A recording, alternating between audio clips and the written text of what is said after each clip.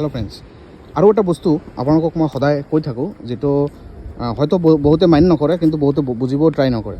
ইয়াত main beam আৰু secondary বিমৰ যিটো কনচেপ্ট যিটো আছে, এই কনচেপ্টৰ ওপৰত মই বহুতবাৰ ভিডিঅ' বনাইছিলোঁ, কিন্তু বহুতে এইটো নুবুজে নাইবা বুজিব ট্ৰাই নকৰে, যাৰ কাৰণে কিছুমান ছাইডত ভুলবোৰ দেখা পোৱা যায়।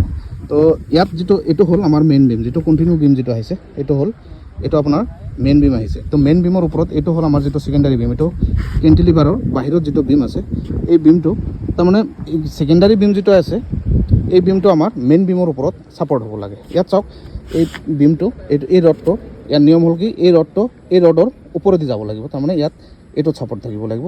আৰু ইয়াত হৈছে কি, এই ৰডটো তলফালেদি গুচি গৈছে। তো যাৰ কাৰণে এইটো বহুত ডাঙৰ ভুল, এইটো কৰিব নালাগে। আৰু ইয়াত কোনো ছাইডত আপোনালোকে এনেকুৱা ধৰণৰ কৰিব নিদিব।